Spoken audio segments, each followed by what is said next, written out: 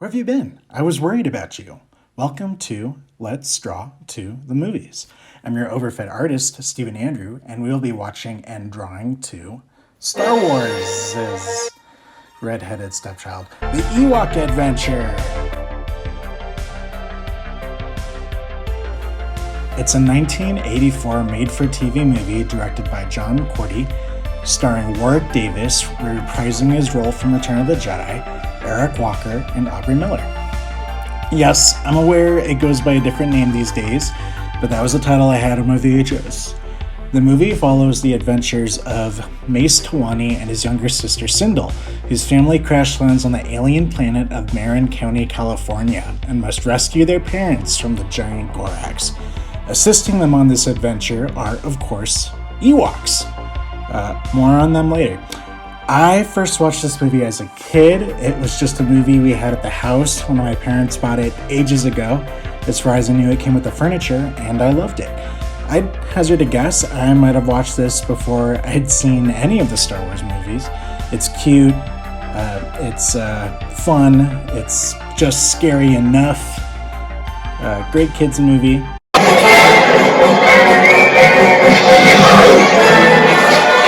It became available to stream on Disney Plus a little while ago, and I've been wanting to watch it to see how it holds up. I am a self-professed casual Star Wars fan, which is to say I like Star Wars, but I wouldn't stand in line for it. So regrettably, I had to reach into the hive of scum and villainy to find the biggest Star Wars fan I knew, my arch nemesis, Sage. For Art Shop Talk today, I'm drawing a picture of my favorite Ewok from this movie, and in fact, who is also featured in Return of the Jedi, Whittle. Yes, all the Ewoks have names, and don't be mistaken to think that I did not learn all of them to get ready for this review. Deej, Shodu, Weechi, Whittle, Wicket, Wenda, Cake, Chirkatok, Logray. See, all the important ones. Sage, what are you doing here? Oh, we're just hanging out. Get out. No, this is not a joke. All right. So the reason why I picked you, of all people, to kind of check out something Star Wars related was because of all the people I know, you love Star Wars the most of the people that I know. And so I wanted to ask you, what was your first exposure to Star Wars?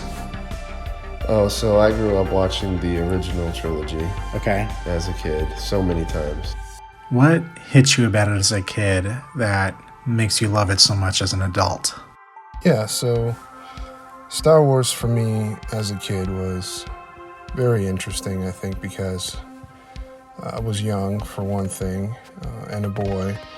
And so space and spaceships with space battles and the Death Star, just all really cool things that were interesting to me. Then, of course, you have the Jedi and the Sith and the use of the Force, all the Force powers that come with it, which are so cool, and the lightsabers. But for me, really, the thing that caught my attention and something that I still love to this day is the characters of Han and Chewie, and of course the Millennium Falcon. And that group was just really what did it for me. And Han being an overconfident, sarcastic character, I really like that. And I just particularly like Han as a Star Wars character. All right, did you watch the movies in order, or did you see them just differently? I saw them in order. Okay. So I think the first Star Wars movie I ever saw was Return of the Jedi, and that one imprinted on me. And when you think about it, Return of the Jedi has a lot of the coolest sequences in Star Wars. The speeder bike chase, right. The Rancor. Yep. For me, Luke Skywalker. When I imagine Luke Skywalker, he always has the green saber. I never see him with the blue one, even though he probably spends more time with the blue one than a green one. But that iconography is there. Well, the green saber is like his own saber, right? It's not his dad's. There you go. Right? That's even more important. And It probably is my favorite Star Wars movie, even though I probably will think that of the original trilogy, I think it's probably like not the best made. The Internet Movie Database ranks Return of the Jedi 85th, while New Hope holds 25th.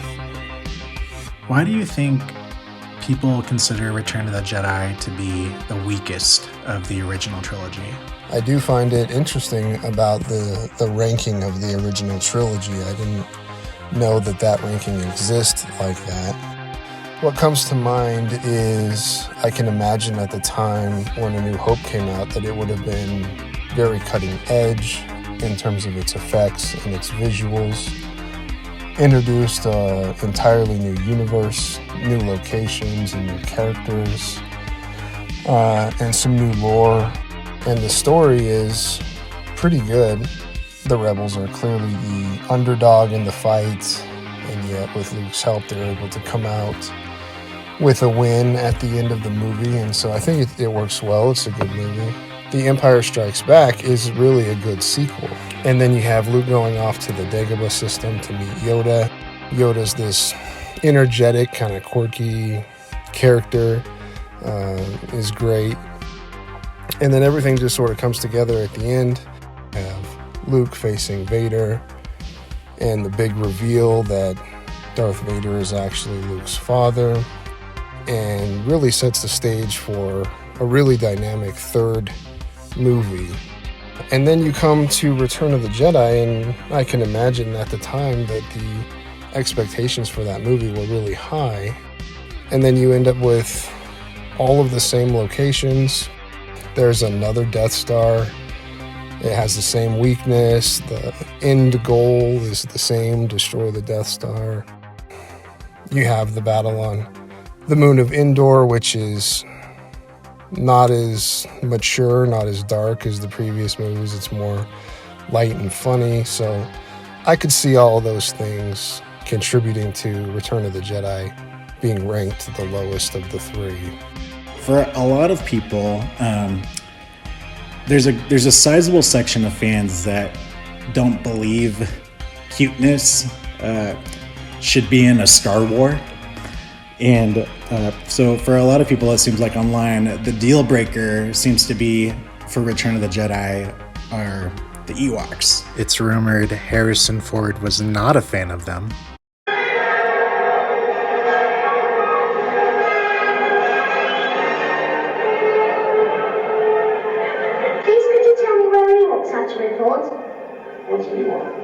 Do you think that there's a place for cuteness in the galaxy far, far away? Yeah, I think it could serve a purpose. I didn't have an issue with the Ewoks. Okay. I still don't to this day. So. People give old George some guff for making this movie cutesy for kids, but here's the thing, guys. George had another production going on in his life at the same time.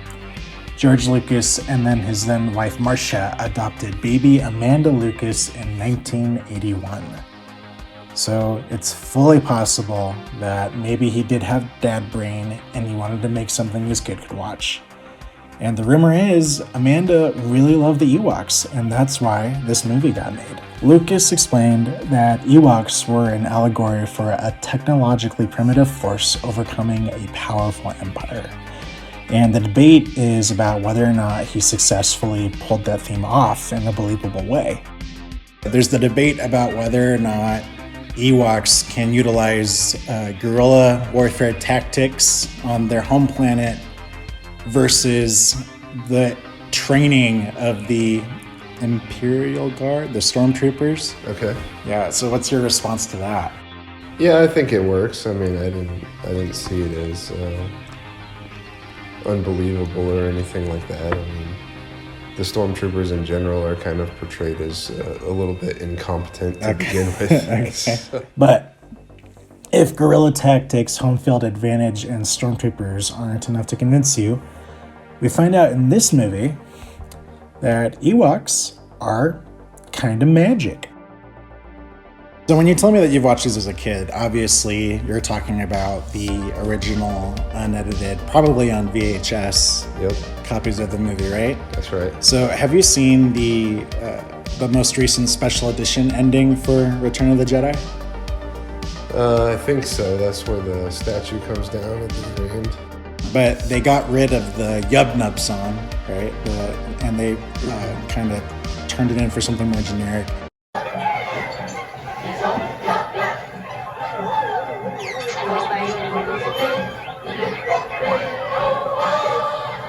Which ending do you like better? I think I probably will say the first ending just because it's something that I know so well. Okay. But I do think that the celebration across the galaxy and the bringing down of Emperor Palpatine's statue works better. Okay, so going back to the Yub Nub ending, right?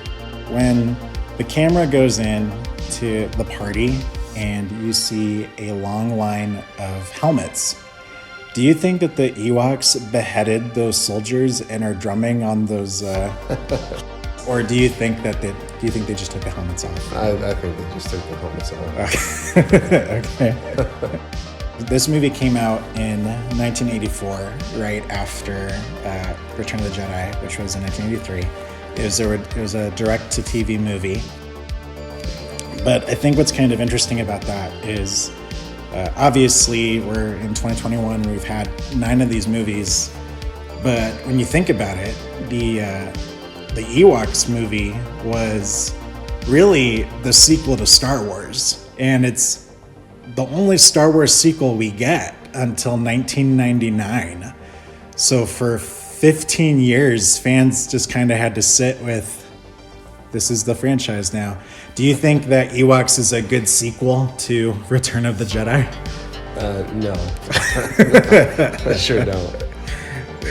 I hate you so much right now. Okay.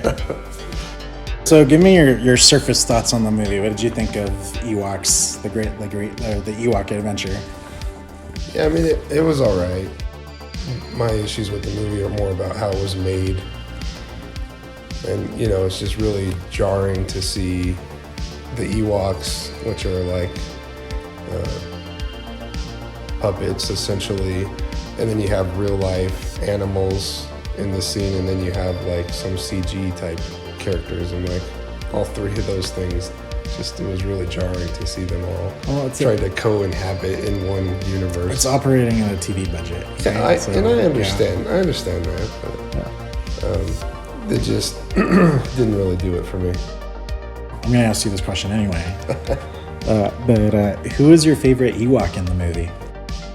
I really liked the guy that they give the tooth to, who has the axe. His name is Chuckarok. Okay. I have all these names memorized for this. Yeah. Okay. Okay. Yeah, I liked him. When he first is introduced, he cuts down that big tree and almost kills the whole party and ends the movie right there, which was pretty funny. See, it's interesting that you use the word party because I haven't seen this in like 15 years, and when I watched it, I got a very big Dungeons and Dragons vibe off of it. For those of you that don't know, Dungeons and Dragons is when you get together with your group of friends and James Franco, and you basically just tell a story together. Your buddies play different characters and use acting and improv to make choices that advance the story. I know that a lot of people out there think it's devil worship or something, but it's really just, it's like video games, right? But with your in D&D, in Dungeons and Dragons, right, your group of friends, which is called a party. In a party, you will have players with your players, and your buddies will have different jobs. We have different skill sets and things that they do. You got your wizards, your rangers, clerics, rogues, fighters. And in a lot of ways, the Ewok adventure really plays out a lot like a Dungeons and Dragons campaign. You've got your big plot where you're trying to find your parents, but then there's all these little mini adventures along the way. This movie's got magic items, fairies, giants, I love that this movie in the Star Wars universe is just doing its own thing. The Ewoks are really fleshed out. George gave them a culture and a mythology. They've got this legend of 7 great Ewok warriors. And speaking about the Ewoks, let me just say, major props to the actors who played the Ewoks. They do not speak English, so a lot of characterization had to be done through the physical acting, the performances of the actors. Body language. Deej moves like a disgruntled dad. Wicket is young and curious. Whittle is, he's over it. Do you know which one mine was? I do not. Okay.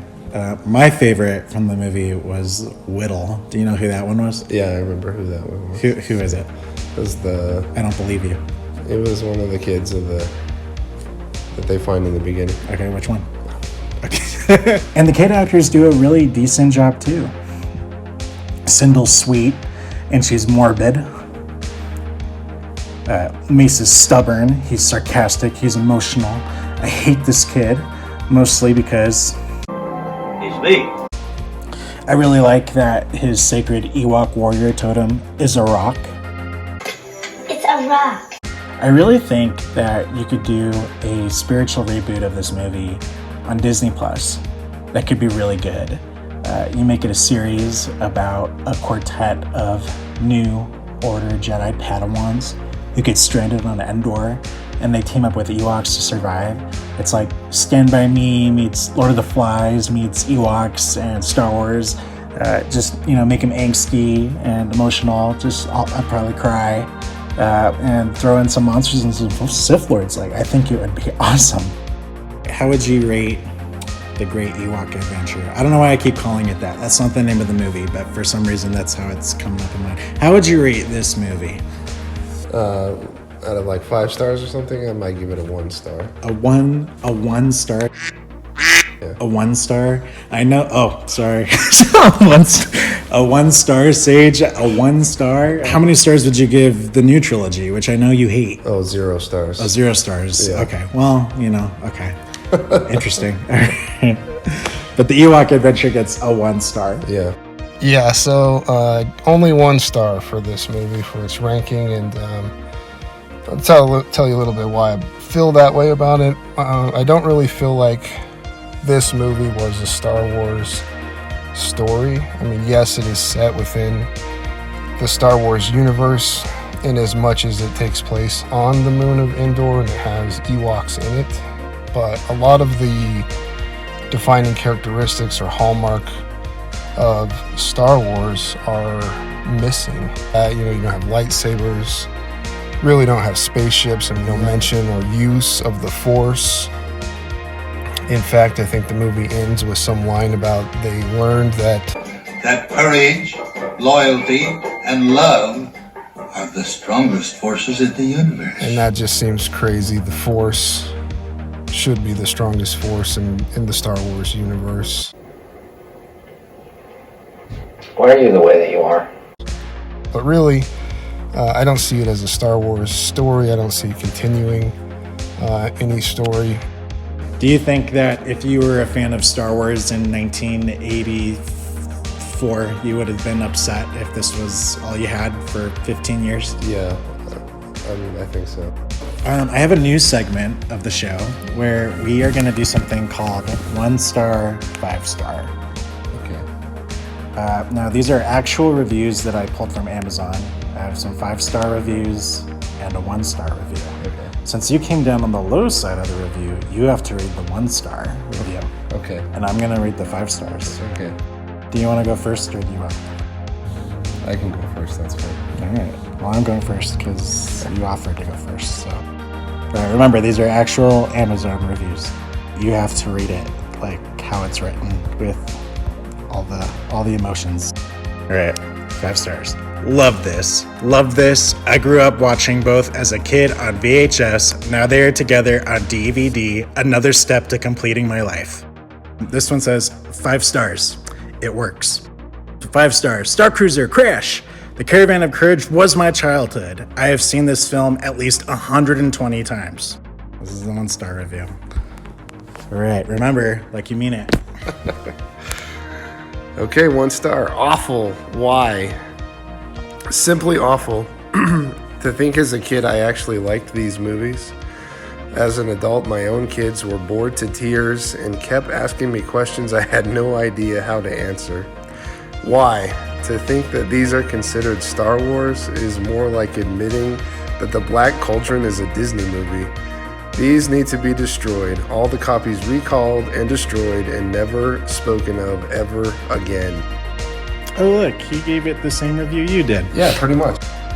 So you're a fan of the Star Wars Expanded Universe, correct? Or at least the old Expanded Universe, right? Yeah. So you're one of the, I'm sure, hundreds of thousands, I don't think millions, sorry, but hundreds of thousands of fans who were upset when Disney bought the Star Wars license and basically said, none of this is canon anymore. Right. So unfortunately, included in that axing was the Ewok adventure. So my question to you is, because I know you hate Disney Star Wars, or most of Disney Star Wars anyway. Right. My question to you is the Ewoks part of your Star Wars canon or not? And by Ewoks, I mean the Ewok movie, the movie we just watched. No, I wouldn't consider that to be canon. I hate so much about the things that you choose to be. Okay. Interview over. I am not loving the bottom of this picture. Full disclosure, I did not complete this piece within the 97-minute runtime of the movie. And you can tell because I capped it out at around 2 hours, and I was anxious to get it finished and go to bed because I had to go to work the next day. But you could definitely tell that there's less detailing and less work in the bottom half of the picture. I think I'm still figuring out time management. I'm actually pretty notorious for not drawing backgrounds in my pictures, but I really wanted to kind of start utilizing the space of my page. If you look at my Instagram, a lot of the pieces that I make do not have backgrounds, and it's something that I, as an artist, want to challenge myself to work on. But for better or worse, I still like how it came out, but I think I'll have to be a better work at time management for the future. My review. Does it hold up for me after 20 plus years? Yes. A billion times yes. Is it a recommend? Maybe. Ewoks in Return of the Jedi were not immune to the special edition treatment. They give Wicket more expressive eyes and make them blink. It's horrifying. What's neat about this movie is that none of the effects were touched up. So here it is in all its made-for-TV budget special effects glory. And it's really charming in that way. Is it the most well-made thing in the world? No, but there's effort here. There's effort in the performances. There's effort in the writing and the mythology. There's effort in the special effects, and I can't just throw that out. The nostalgia glasses are not just thick, but they are full on in my eye cavities, and I am okay with that. 5 out of 5 stars. The Ewok Adventure is canon. Fight me. Thank you so much for coming. In the words of Chris Pratt, God is real and he loves you. Like, comment, and subscribe. Let us know if there's a movie you want us to talk about, or let us know if there's something you want to see me draw. Or don't, I'm not your dad. But join us next time when we draw to and watch The Warriors of Virtue.